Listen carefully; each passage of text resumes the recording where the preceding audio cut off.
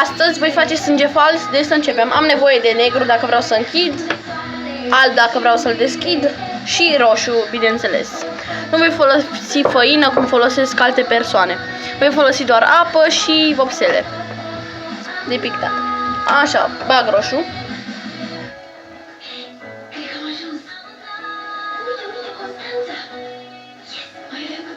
Așa. Și voi pune un pic de tot de negru, dar un pic.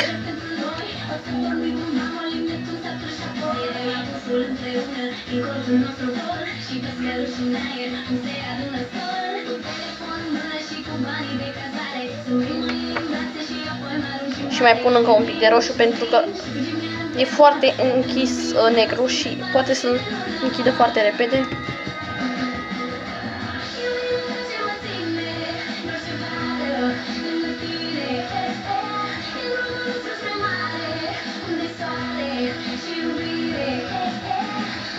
Voi nu vedeți pentru că nu se vede, dar deja a ieșit o culoare foarte sângerie. Mai pun foarte puțin roșu și voi pune și un pic de alb ca să-l mai deschid un pic la culoare. Dar este perfect, de acum este perfect. Am pus 3 picături de alb, cred că ați observat.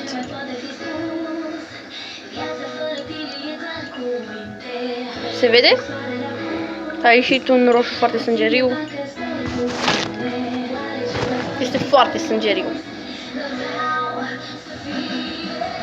Aici am dat un pic cu roșu, din păcate, dar e doar din greșeală, deci nu se pune. Și aici este sângele nostru fals.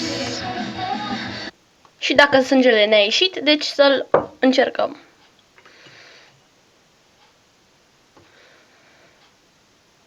Stați un pic. Nu știu dacă se observă ceva.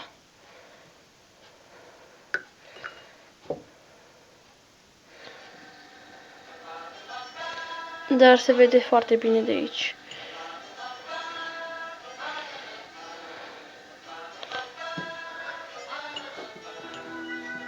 Este un roșu spre violet, aproape sângeriu.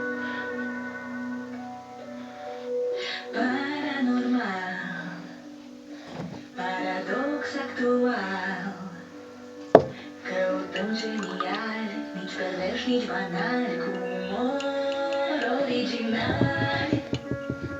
În general, preferăm special. Pentru orice rană.